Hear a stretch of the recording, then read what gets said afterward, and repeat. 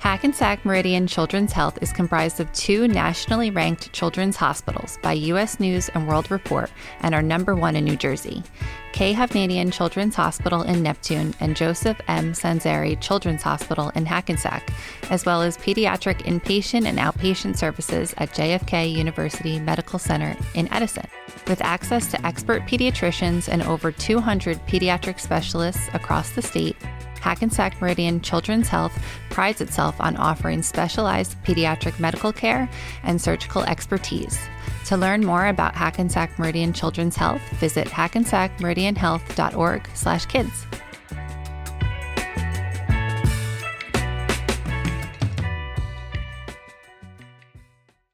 Welcome back, everyone, to the Mom with Moms podcast. We are continuing our family healthcare series today with Hackensack Meridian Children's Health on a very special day. It's election day. Yes.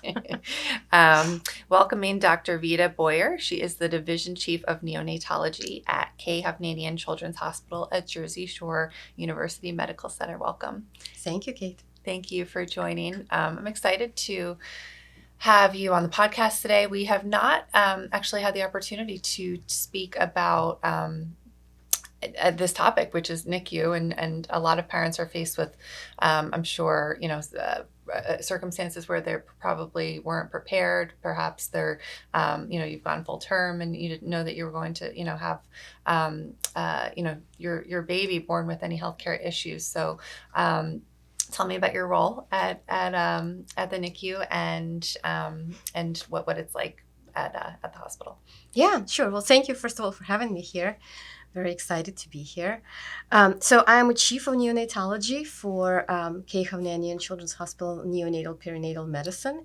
And also our division covers Riverview Hospital and Ocean University Medical Center as well. Okay. So we are all part of the same umbrella. So if you happen to deliver in one of those hospitals, you will still be taken care of by our neonatal attendings.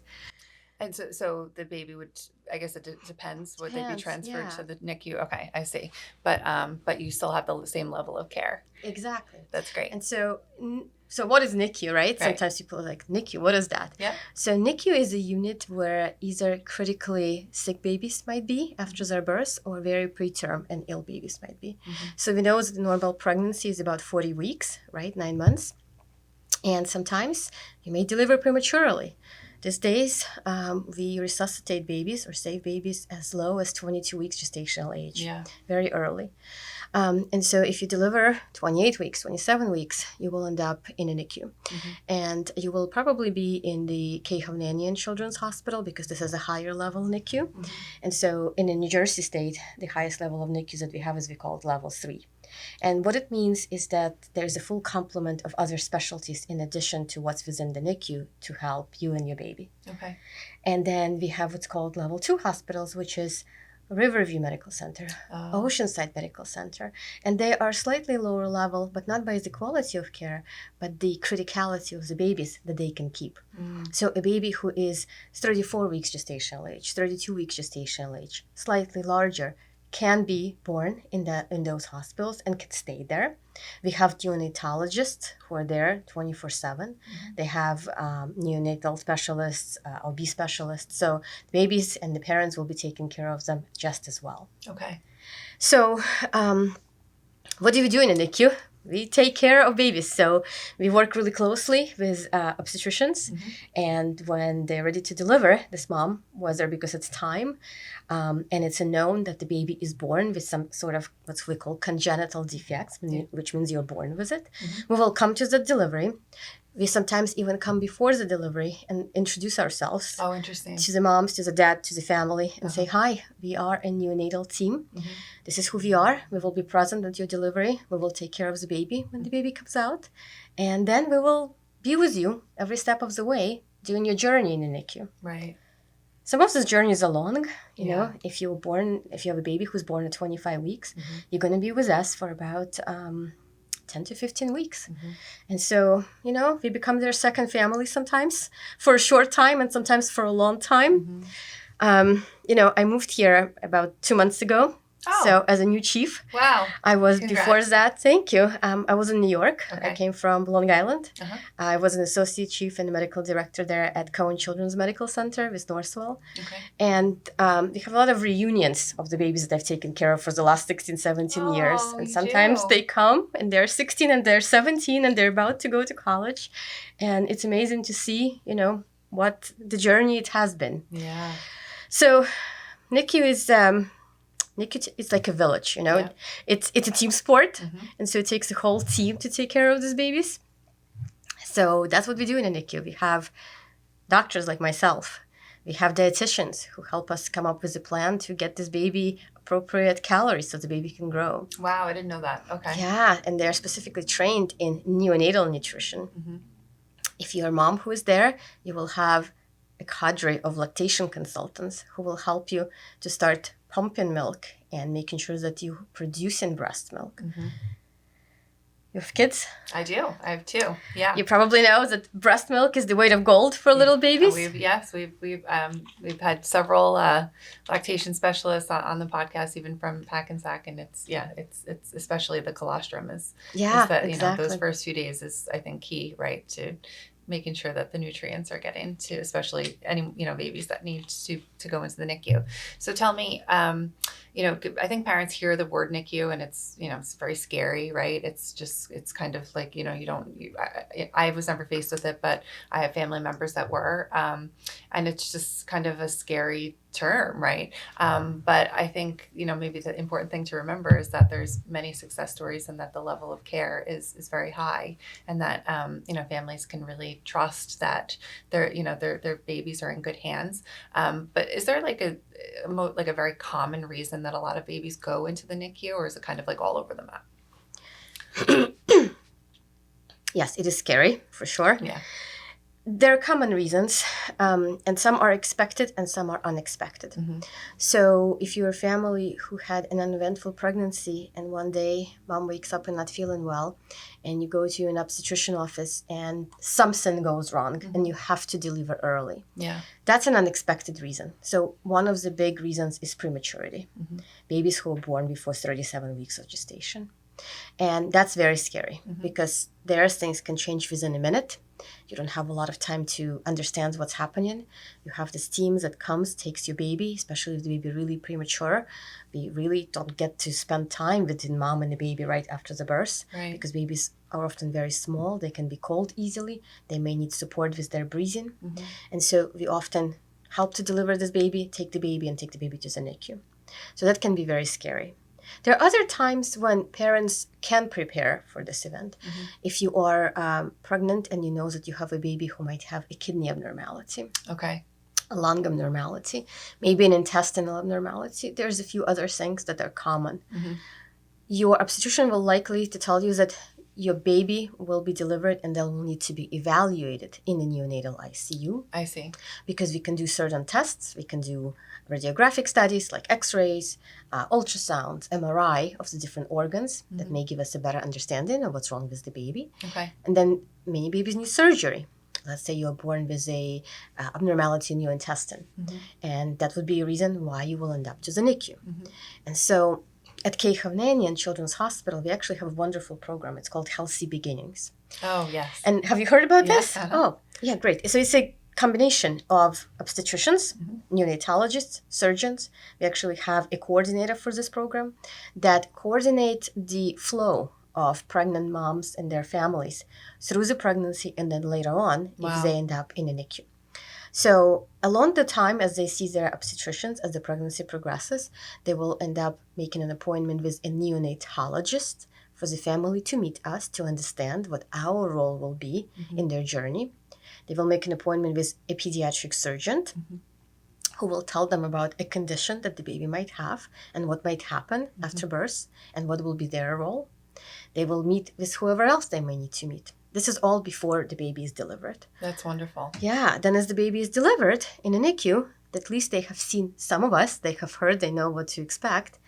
And they will be with us in the NICU, traveling through this process of getting the surgery, getting the baby recovered, getting the baby stronger, teaching the baby how to eat, Yeah. and so forth before the baby is ready to go home. It's so important. I'll share my story quickly, which my son did not end up in the NICU, but I was 20 when I had him.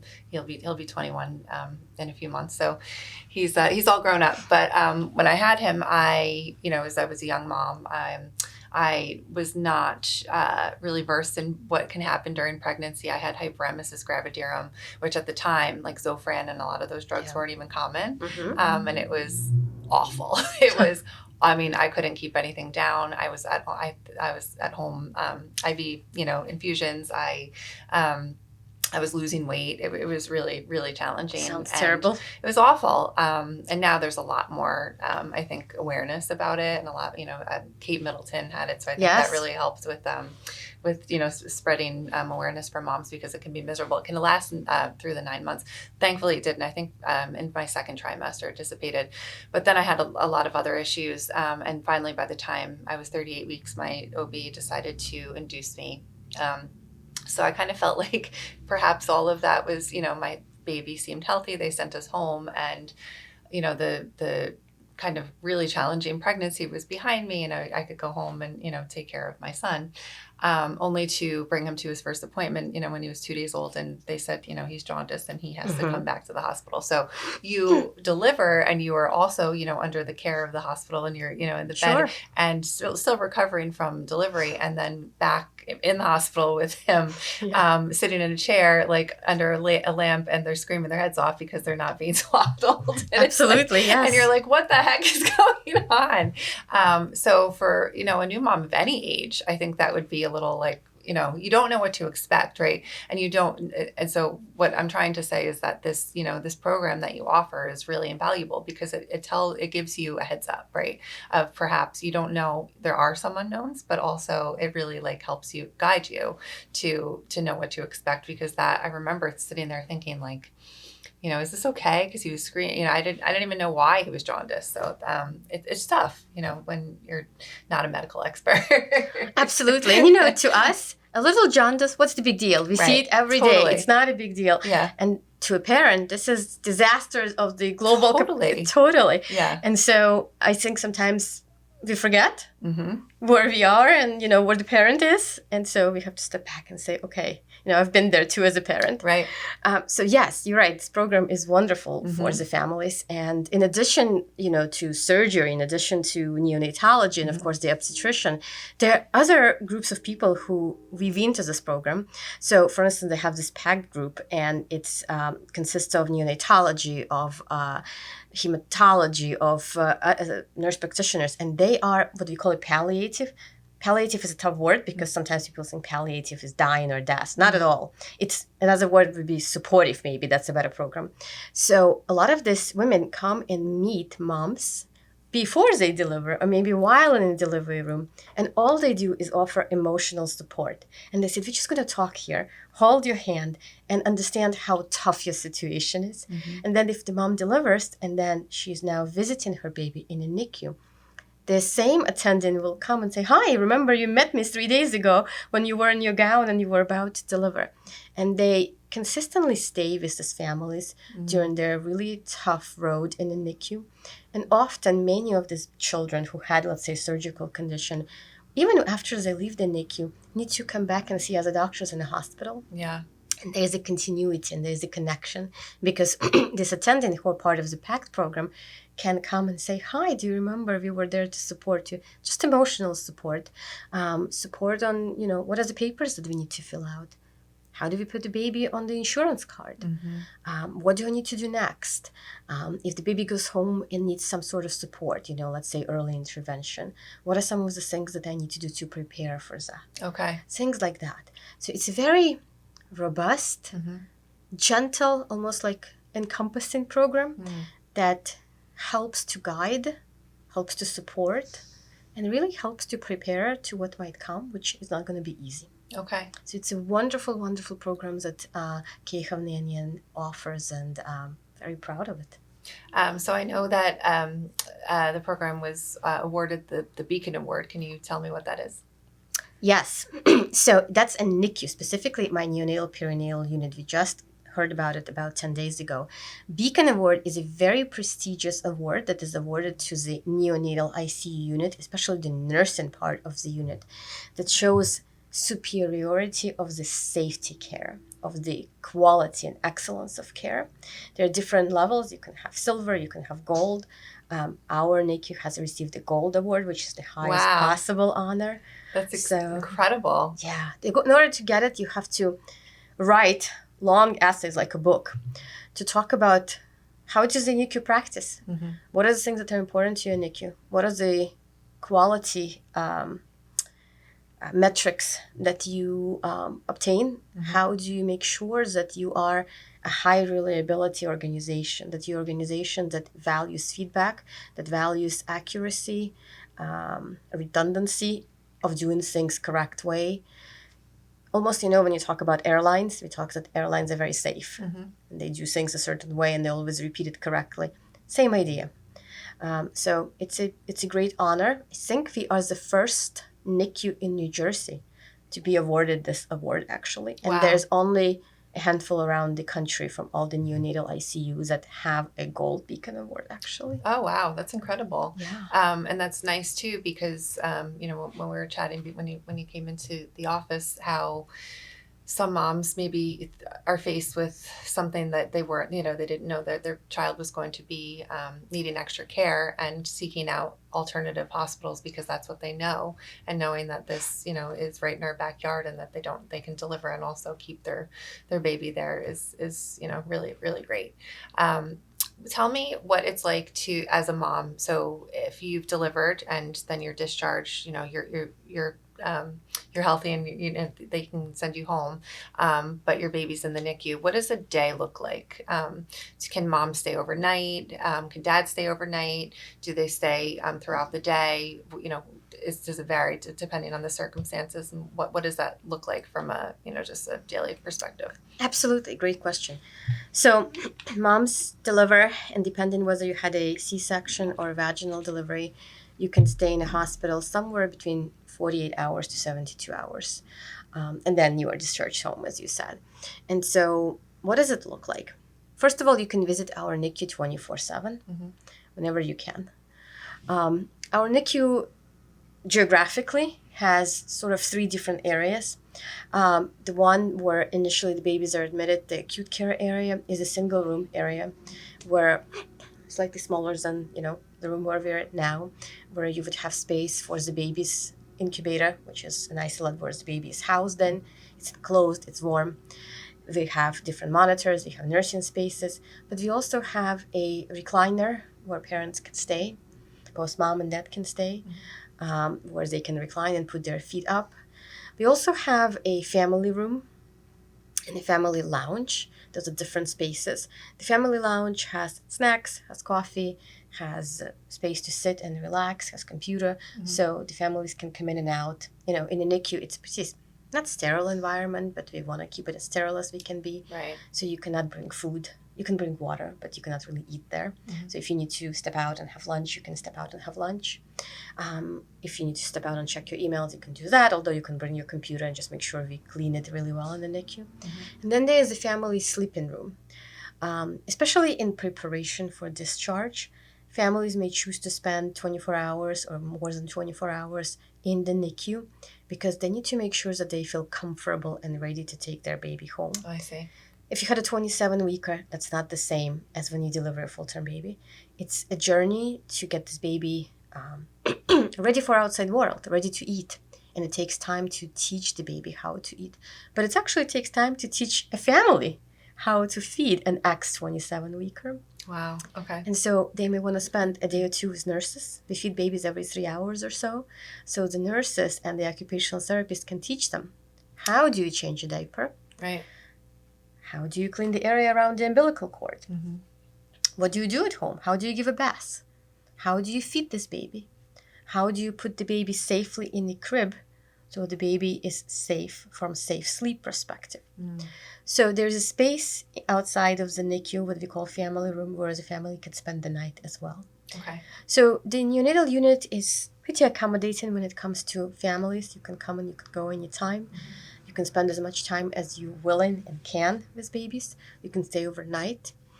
There's something that we call kangaroo care. Have you ever heard that term? Yeah, where they spend some time just skin to skin, right? Exactly. That's the same as skin to skin.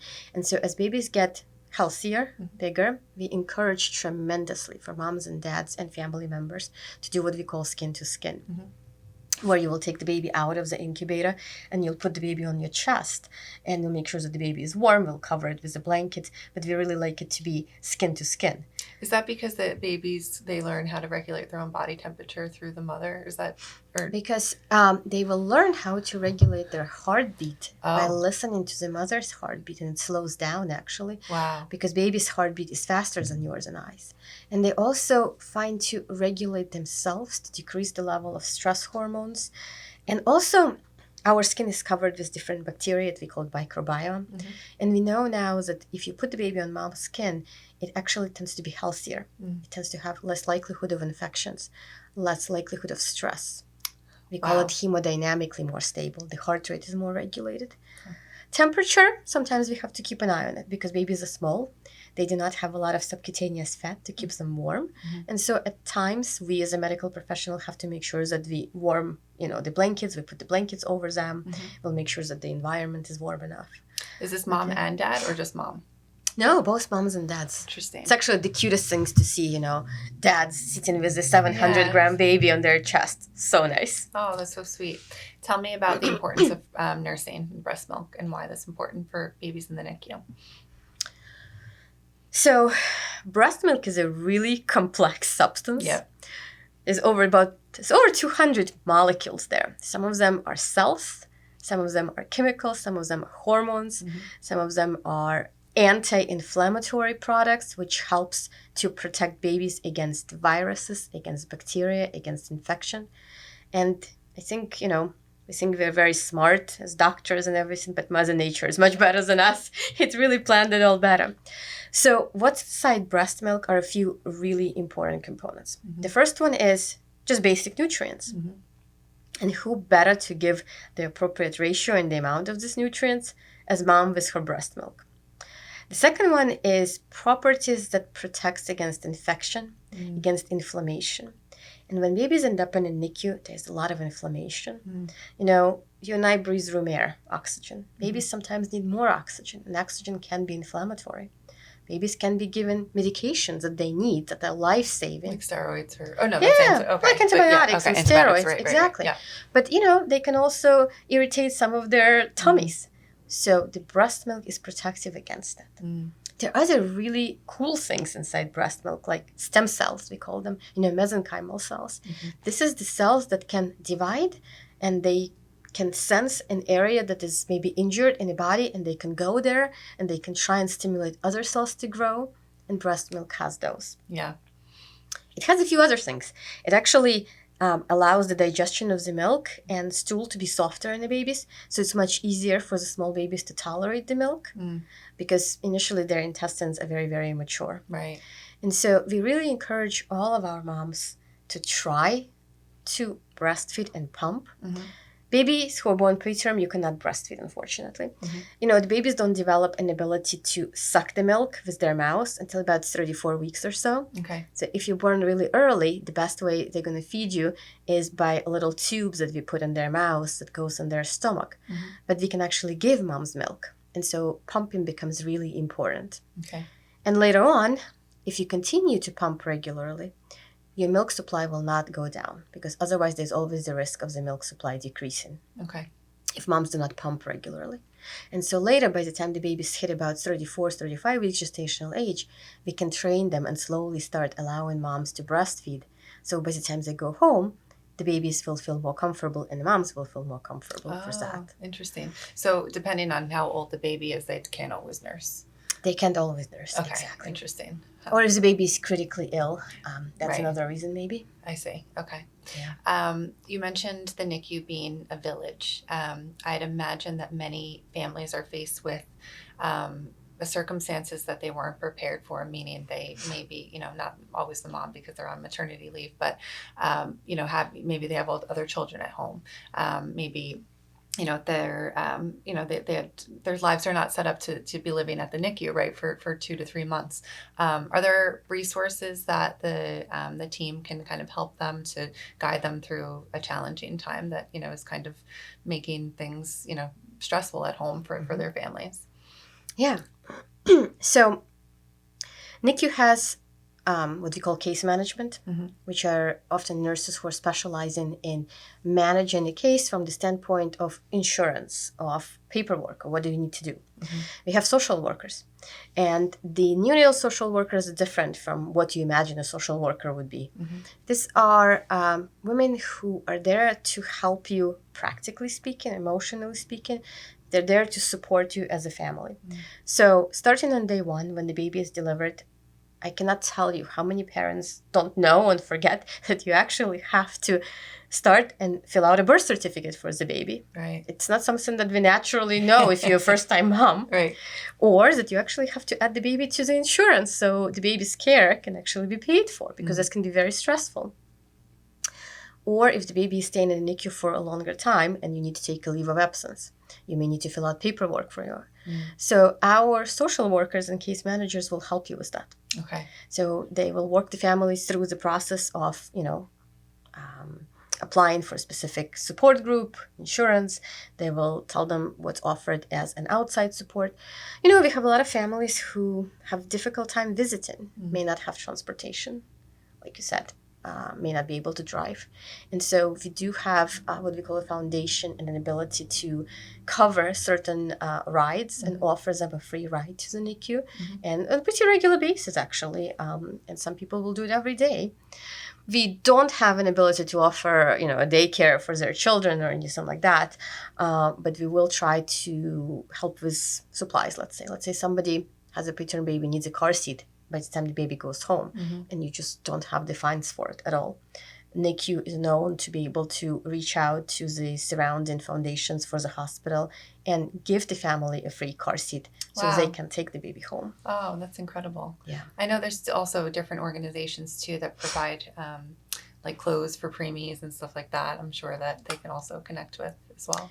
Yeah, we have that. There's actually like a wardrobe chest in NICU where we have a lot of different onesies and clothes and little hats and things like that are available for the babies and the families who need it and want it. There's a lot of support with if mom is not fully breastfeeding but is using formula as well.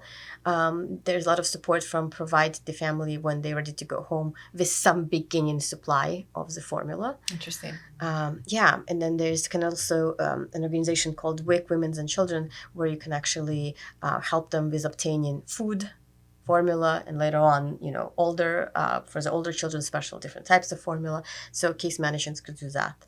So yes, NICU does have a capability of support, and sometimes all you need to is, okay, what's my next step? How do I put my foot in front of the other? And that guidance, I guess. There's also the breastfeeding center too, which is very close to the NICU, isn't it? It's very close to the NICU as well. Okay. Yes. She's actually been on the podcast too, and we talked about all the amazing things that breast milk can do. And I'm forgetting half of it. It was probably close to 2 years ago now, so I got to listen to it again. But I remember being like blown away with how many properties it had and what you can do, and it was fascinating. So very, very cool stuff. What can moms expect? We talked a little bit about like different things to prepare for, but upon discharge and they're thankfully going home with their baby, which can be, also kind of a daunting task because you've had this whole village helping your family, nurse your baby to health. So what does that look like for families as they are going home? They all vary, Yeah. But in general, there's a few things that the baby has to do before the baby is able to go home from the NICU. Okay. The baby has to breathe on his or her own without any oxygen supply. Okay. Although sometimes we do send babies home with a little bit of oxygen, so that's a possibility as well. Okay. But let's say overall, baby has to be able to maintain the temperature in the open crib, and baby has to be able to tolerate feeds by mouth and actually learn how to feed. And so in preparation for that, the parents need to learn how to take care of that and how to prepare their home for that as well. So we will always tell moms and dads that, hey, we are not too far from the discharge, maybe a week or two. Is your nursery set up? Do you have things? Have you picked a pediatrician? You'd be surprised how many moms who delivered prematurely never had a chance to figure out who's going to be their pediatrician. Okay. And we usually expect that the baby will be seen within 2 or 3 days after discharge from the NICU by their pediatrician. Okay. So that's something that moms and dads should do as while the baby's in the NICU is shop around, talk to different pediatric groups and find somebody that they like. Do you recommend, speaking to the pediatrician before picking one? If you're a first-time parent, it might be a good idea. Okay. I mean, you want to find a practice where you're physically comfortable and, you don't have to drive for a long time. But you also want to talk to a person and see if you sort of, kick together and feel like you can talk to the. I think asking around might help, if you're the first-time parents. But you also can look in the back of your insurance card and see who is a part of your insurance. That's an important determinant, truly. So, yes, I think if you're first time, might be a good idea. Doesn't have to. Getting a car seat. This is an important issue potentially in a NICU because some of our babies are really small and you need a different size car seat. And so we may tell our family, your baby is only 2 kilograms, or only 5.2 pounds, which is a different car seat with a different attachments compared to a baby who is, 10 pounds and a full-term baby and is going home after 2 days and being in a nursery. So parents have to get an appropriate car seat because babies have to do what's called a car seat testing if they were born before 37 weeks of gestation before they can go home. We put them in the car seat for about 90 minutes to make sure that their oxygen saturations and everything else stays stable because babies are used to lying on their backs. And now they're going to be sort of sitting up in their car seat. And a lot of their tissues and muscles are immature. And we need to make sure that we have a car seat that offers them an appropriate support from the positioning. Wow. So a family may be told what type of a car seat they have to buy, specifically going home from the NICU. Okay. The other thing, especially now, so we are in October, we are in November. So I know, hard to say, election day. We have entered a respiratory viral season. Really important for all babies, but especially NICU babies who are going home. They may be offered a different type of a immunization or shot, something called Beyfortus. It's a one-time shot that protects babies against RSV. RSV is a really serious virus that can cause bronchiolitis and upper and lower respiratory infection in babies. And it happens from October till about May, really in the cold season. And so it's really important for the families to understand that during the winter months, some babies who are going home from the NICU are at a higher risk, and we will offer that immunization to these families. Is that newer? It's newer. I thought so. We had a different one called Synagis before. Okay.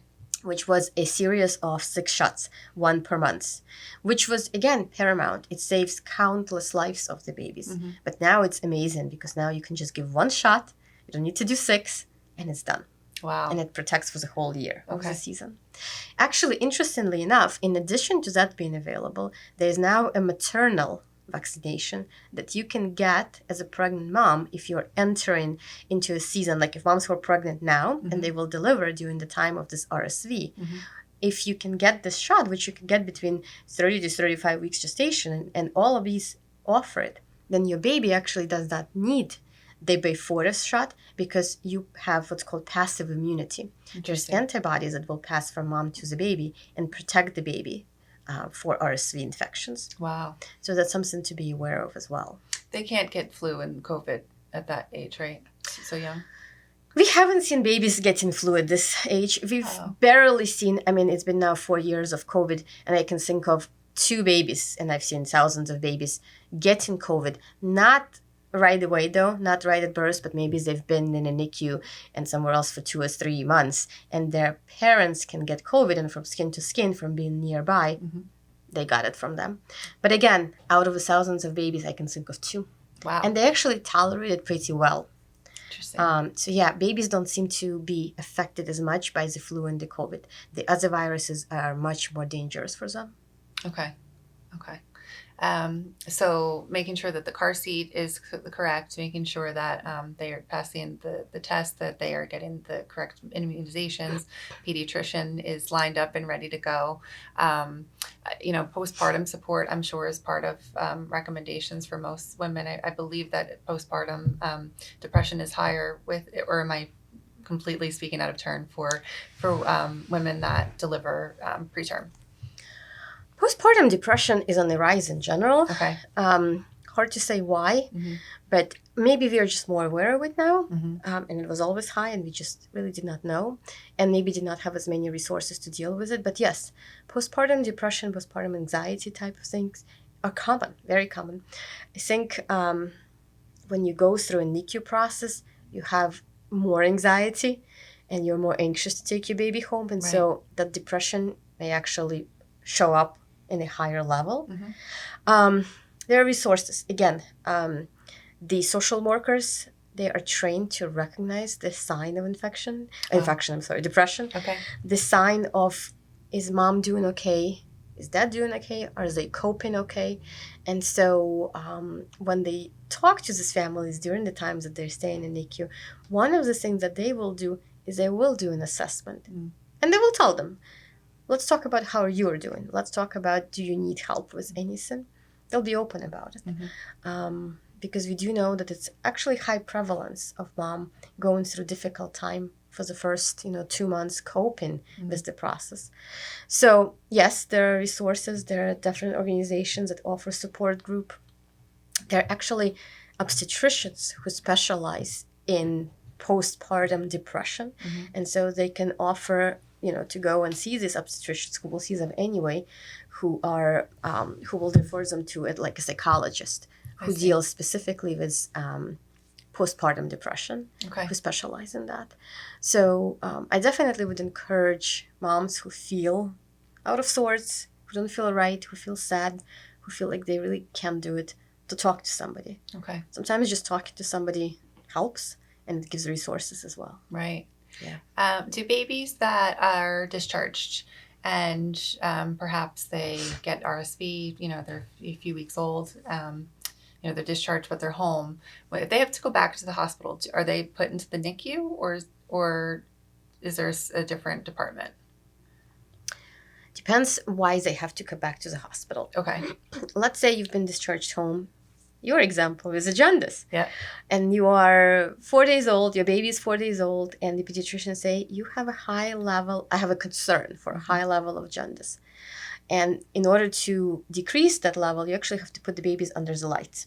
Sometimes there's this blue-colored light, sometimes there are white-colored lights, but that light breaks down the bilirubin molecule and allows it to be flushed out from the baby. Mm-hmm. And so depending on how high the level is, you may be admitted back to the neonatal ICU, Mm-hmm. because that's a higher risk baby. Some could be admitted to the regular pediatric floor. As much as we can, we try not to admit the babies to the NICU from the outside. Because we sort of separate the babies, from the parents. It's much easier to stay in a single room, in a regular pediatric floor. There are some spaces in the NICUs that are single room, and there are some spaces where you have, 6 to 7 babies in one room. So it's not as easy. Okay. So there are other reasons. Let's say baby had a significant feeding problems, Mm-hmm. and is not feeding well. You may end up in a NICU depending on what the cause is. I see. But usually if baby has an RSV virus, we do not admit them back to the neonatal ICU. Okay.